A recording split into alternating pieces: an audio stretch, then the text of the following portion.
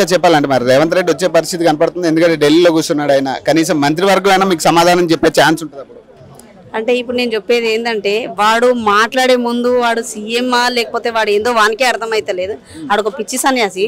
బట్టలు ఇంద్రమ్మ అంటే బట్టలు ఊడదీస్తా అంటాడు. బట్టలు ఓన్లీ ఊడదీస్తే వాడిని ఊడదీసి కొట్టిరు కాబట్టి వానికి బట్టలు ఊడదీస్తా అంటారు. ఓవని పడితే వాడిని బట్టలు ఊడదీస్తా అంటే ఈడ మేము ఎట్లా తిప్పుతామో అట్లా తిప్పుతాం. మరి వానికి మా కేటీఆర్ అన్న మా కేసీఆర్ అన్న అవసరం లేదు. మేమే చాలా ఆడోళ్ళము.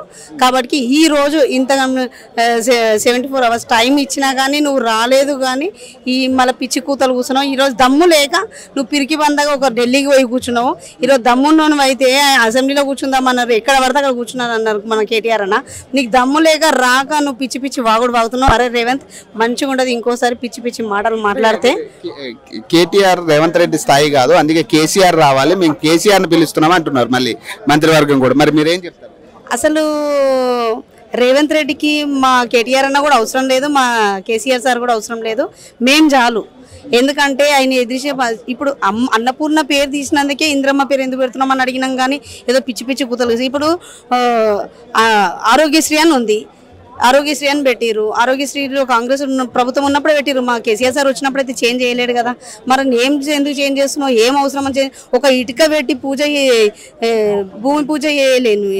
ఈ రోజు అన్ని ఇనాగ్రేషన్స్ చేసుకుంటా పిచ్చి పిచ్చి కూతలు కూసుకుంటా ఏం పని పడలేదు.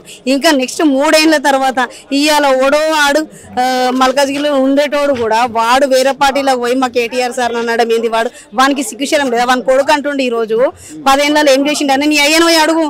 ఇదే పార్టీలో ఉండి ఇనాగ్రేషన్స్ చేసిండు కదా. మరి నువ్వు పిచ్చి పిచ్చి కూతలు కూసుకుంటా ఈడ అంటే ఎవడు పడేటోళ్ళు లేడు.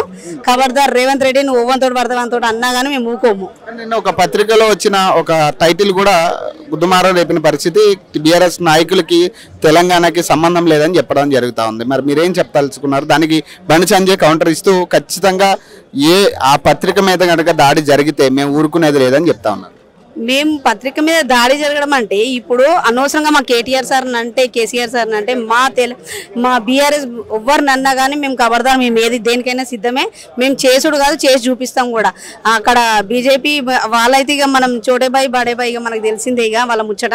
కాబట్టి వాళ్ళు భయపడ్డారు కాబట్టి ఈరోజు పోలీస్ సెక్యూరిటీ పెట్టుకున్నారు. దమ్మున్నోడైతే అన్నే కూర్చోవాలా. మేము ఈసారి అయితే ఇక మేము వాళ్ళు ఓడు వీళ్ళు ఓడు కాదు, ఆడోళ్ళు మేము పోయి కొట్టేసి వస్తాము. రాడు ఇంకెక్కడ వస్తాడు? ఆడు పోయి ఆడ కూర్చున్నాక ఇంకేడు వస్తాడు? మంత్రివర్గమైన సమాధానం చెప్పాలి కదా. మరి మంత్రివర్యులు ఉన్నారు, కేవలము ఏందంటే ఎక్కడెక్కడ ఏమేమవుతున్నాయి ఇప్పుడు తిననీకున్నారు. వాళ్ళు ఏందంటే వాళ్ళు ఇన్నేళ్ళు వాళ్ళు ఇట్లా ఆకలితో ఉన్నారు కాబట్టి వాళ్ళు ఆకలి నింపుకుంటున్నారు మంత్రివర్యులు, అంతేగాని ఇంకెక్కడ లేదు. కనీసము ఈ రోజు ఇన్ని అవుతుంటే కూడా ఒక మంత్రివర్యులు వచ్చి ఎక్కడ మాట్లాడడం లేదు. ఇక్కడ వచ్చి మాట్లాడే మొక్కలు ఉన్నాయా వాళ్ళకు? వాళ్ళ దగ్గర సమాధానం లేదు కాబట్టికనే ఈ రోజు వస్తలేరు.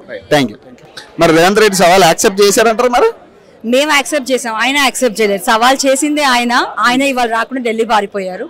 మా నాయకులు కేటీఆర్ గారు వచ్చారు, ఆయన పారిపోయాడు. ఏం చెప్తా ఉన్నారు మరి ప్రెస్ క్లబ్ సాక్షిగా ఏం చెప్పదలుచుకున్నారు? ఆయన ఏదైతే సవాల్ చేశాడో మేము రైతులకు అది చేశామన్నాడు, యువతకు ఇది చేశామన్నాడు, తెలంగాణ రాష్ట్ర అభివృద్ధికి నేను చాలా చేశానన్నాడు. కాబట్టి చర్చకు నేను సిద్ధమని రేవంత్ రెడ్డి గారు సవాలు విసరడం వల్ల కేటీఆర్ గారు దాన్ని చర్చిద్దాం. నువ్వేం చేసినావు 18 నెలల్లో, నువ్వేం సాధించావో, నువ్వు అభివృద్ధి చేసావో దాని గురించి చర్చిద్దామని చెప్పేసి కేటీఆర్ గారు ఆ సవాల్ యాక్సెప్ట్ చేసి వాళ్ళ కేటీఆర్ గారు ఆ కంటెంట్ అంతా తీసుకొని రావడం జరిగింది.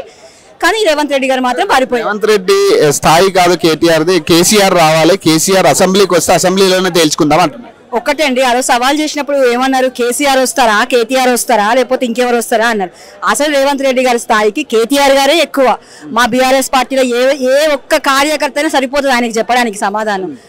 అది ప్రూవ్ అయింది. మా సోషల్ మీడియా వారియర్లు పెట్టే పోస్టులకు కూడా ఆయన సమాధానం చెప్పలేక అక్రమంగా అరెస్టులు చేయిస్తున్నాడు.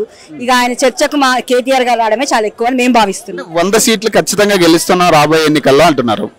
100 కాదండి, ముందు ఆయన సొంత నియోజకవర్గంలో ఇప్పుడున్న ప్రస్తుత పరిస్థితుల్లో రాజీనామా చేసి గెలవమనండి, అప్పుడు 100 గురించి ఆలోచిద్దాం. నిన్న బండి సంజయ్ గారు మాట్లాడుతూ ఏబిఎన్ మీద దాడి చేస్తే బీఆర్ఎస్ నాయకులు ఎవరిని వదిలిపెట్టొద్దు అని చెప్పి మీ ఆల్రెడీ ఇక్కడ అధ్యక్షులు కూడా ఇవ్వడం జరిగింది. మీరు ఏం చెప్తారు దానికి? ఇప్పుడు ఒకటండి, ఇక్కడ ఒక చర్చ జరుగుతోంది. ఏదైతే బీజేపీ కాంగ్రెస్ ఒకటని బండి సంజయ్ గారే నిరూపించారు. ఏదైతే చంద్రబాబు నాయుడు గారి శిష్యుడు రేవంత్ రెడ్డి గారు ఇవాళ ఇక్కడ ముఖ్యమంత్రి అయ్యి మన రాష్ట్రాన్ని పరిపాలిస్తున్నారు. అలాంటి నాయకులకి ఏంటి ఆయన ఇచ్చిన సవాల్కి, ఆయన ఆంధ్ర జ్యోతి రాధాకృష్ణన్ గారు మాట్లాడిన దానికి, బీఆర్ఎస్ పార్టీ మీద దుష్ప్రచారం చేసిన దానికి మేము ఖండిస్తే బండి సంజయ్ గారు రియాక్ట్ అయ్యారు అంటే అక్కడే తెలిసిపోతుంది బీజేపీ కాంగ్రెస్ తెలంగాణ రాష్ట్రంలో ములాఖత్ అయ్యి తెలంగాణ అభివృద్ధిని డౌన్ఫాల్ చేస్తారని బండి సంజయ్ గారు ఒప్పుకున్నట్టే కదా. ఫైనల్ గా ఏం చెప్పదలుచుకున్నారు కాంగ్రెస్ నాయకులకు కావచ్చు, ముఖ్యమంత్రికి ఏం చెప్తారు? కాంగ్రెస్ నాయకులు చెప్పేది ఏంటంటే ఇక రేపు వచ్చే రోజులలో కాంగ్రెస్ ప్రభుత్వం ఖచ్చితంగా రాదు. ఆయన పిచ్చి పిచ్చి మాటలు బంద్ పెట్టేసి దుష్ప్రచారం చేయడం బంద్ పెట్టేసి ఇప్పటికైనా అభివృద్ధి మీద కాన్సన్ట్రేట్ చేయాలని మేము కోరుకుంటున్నాం. Thank you.